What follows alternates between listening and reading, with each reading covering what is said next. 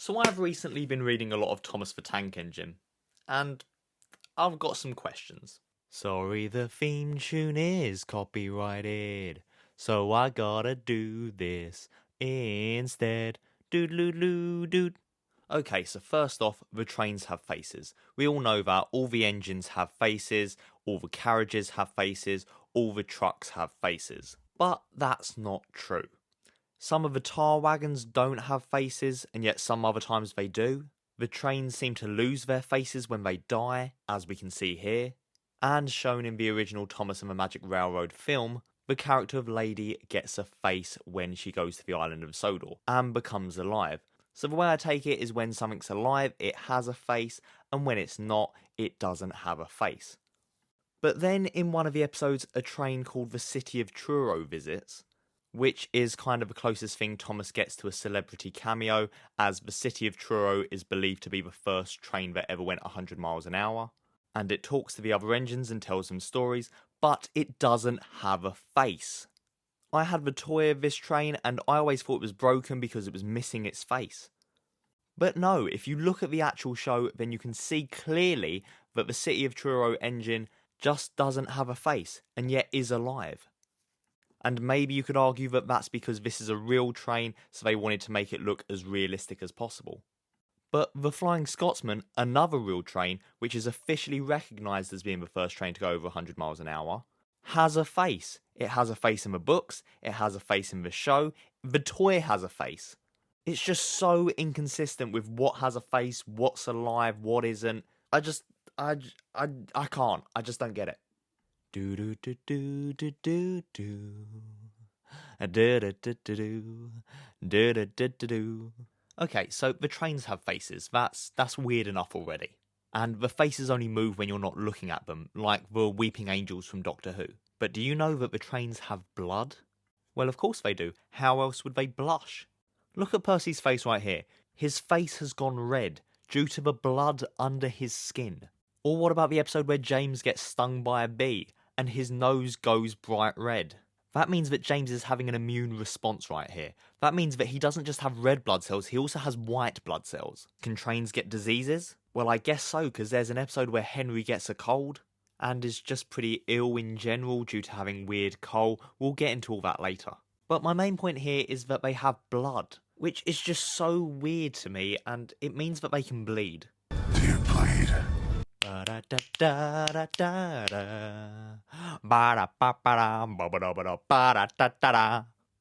there's a train, right? And he's called Whiff, which already, what evil person is naming their train Whiff?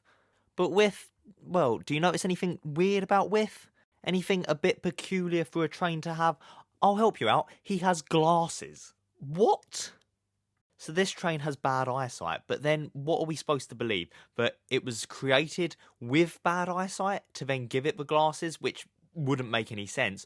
Or are we to believe that it slowly got worse eyesight over time by, I don't know, sitting too close to the TV, watching old episodes of Thomas the Tank Engine? That's just an example. My eyesight's fine, don't worry. But if we're to believe that any part of these trains can just be taken off and repaired, then why don't they just replace the eyes? But no, instead they've decided to fashion him some kind of massive glasses. Where did he even get his eyes tested? I mean, Specsavers don't accommodate for someone of his size, surely. Mr. Peters, your 3 o'clock appointment is here. Oh my god! Right, so just tell me what looks better, number 1 or number 2? And actually, looking at it a bit more closely, I don't think those glasses have lenses in them at all. Are those just fake glasses that Whiff's wearing for fashion? I'm guessing he's just some kind of hipster train then, so yeah, that's fine, I guess.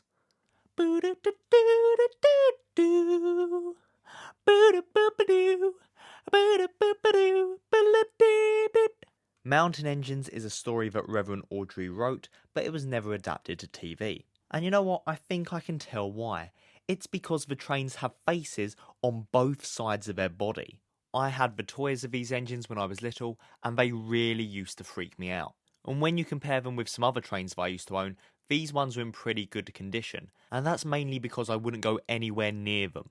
They're not even similar faces, like one's kind of indented into the skin of the creature, whilst the other one is a more conventional train face. So is this like a conjoined twin kind of thing, where they can both act independently of one another, or is the main train in control of the movement and the one at the back is kind of just there, always watching but never able to act on anything? I mean, what sicko Frankenstein this weird train together? In the story, they allude to this two-face feature being so that the trains can go up and down mountains easily and don't have to turn around. And, I mean, have they heard of mirrors? You know, just pop a little mirror there and you can see behind you and in front of you, and you can avoid giving life to this horrifying Cronenberg-style creature. Rereading the story, and it doesn't actually seem like the two faces talk to each other. I think it's actually just one being with two faces and it can kind of switch between them, which might actually be even more freaky. The trains have hair. What?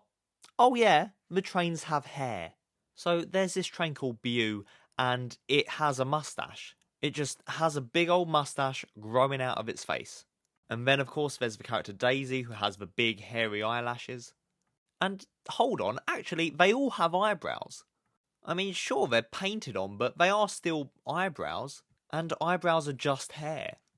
And does it grow? Do they have to get their eyebrows threaded? Do the mustaches and beards just keep on getting bigger? Do they need to go get it shaved?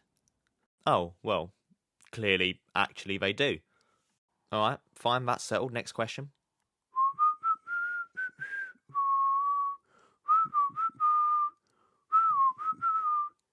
So, in the Thomas books and TV show, the first female train to be introduced is a train called Daisy. And she is caked in makeup. She's got the big eyelashes, which in retrospect actually might be fake, or at least enhanced with mascara. She's got lipstick, eyeliner, blush. And this isn't even specific to just this one character, as later characters such as Ashima are clearly wearing eyeliner. The trains don't have arms, so they can't be applying this makeup, which means a human character is applying, removing, and then reapplying this makeup on a basically daily basis. And the only reason I can think of why someone would do that is a fetish. I mean, what other reason is there? I don't know who it is that needs to hear this, but please stop putting makeup on your trains. Okay? Thank you.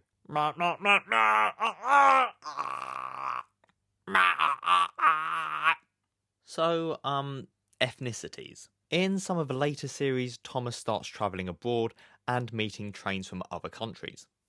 And yeah, fine, trains can be painted any colour, so they could have any pattern they want. And some of them have accents, which again is fine because these trains are presumably adopting these accents when they learn to talk. Do they learn to talk? Do they actually learn things? Is there like a train school somewhere? I don't know, too weird, not going to think about it. The point is, accents, paint jobs, that's all fine. It's just that some of the characters have facial characteristics representative of the people who live in these places. Like, there's this character called Hero, and it comes from Japan, and it has quite narrow eyes.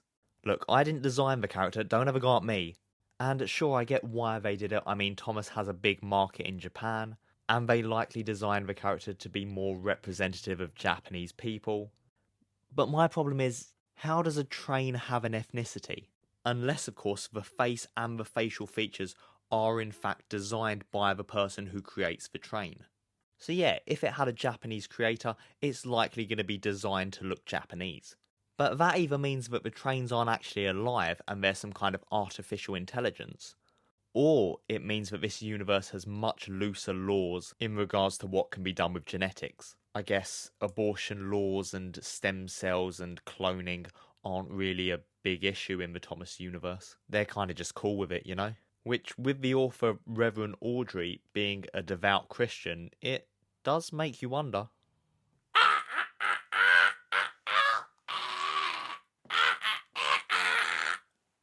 Okay, so on to the big question that I have. Are these trains alive? Well, for something to be classified as alive, it needs to fulfill 7 basic criteria. These being Mrs. Gren: movement, respiration, sensitivity, growth, reproduction, excretion, and nutrition. And we're going to go through each one of those individually. So let's start off with movement, and yeah, obviously they can move, right? Well, this is an idea that an actual episode of Thomas focuses on, that being Thomas Comes to Breakfast. In this episode, Thomas starts getting boastful and overconfident and believes that he no longer needs the driver to move about. And so starts moving and then immediately crashes into someone's house. So whilst he can't really control himself or stop, he can technically move. But then that brings me to the trucks and the carriages, because they definitely can't move independently. They have to be pulled by the actual engines. Well, I suppose the trucks and carriages can kind of bump and push slightly. So you know what? They're getting a pass. Okay, movement, yeah, they can all do that.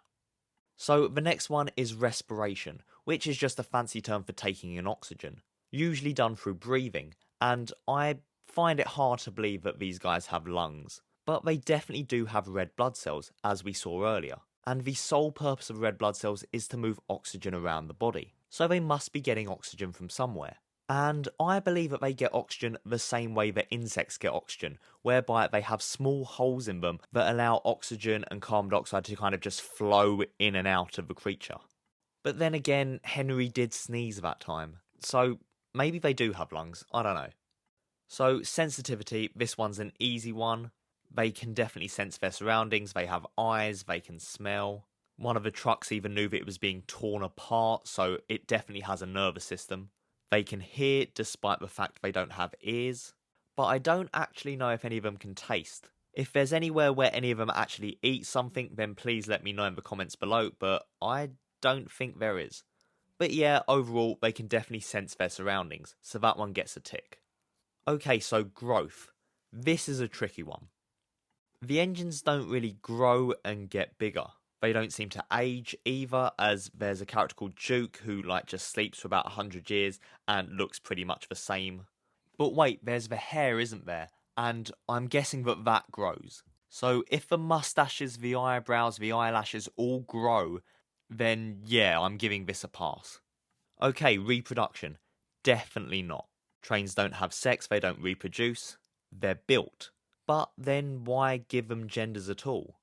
Thomas is definitely male, Emily is definitely female. Rusty was initially made female after criticism there wasn't enough female characters, but then became male later, so it seems trains can also transition. But no, I don't believe the trains have genitals. So this one's getting a firm no for now. Okay, next one is excretion.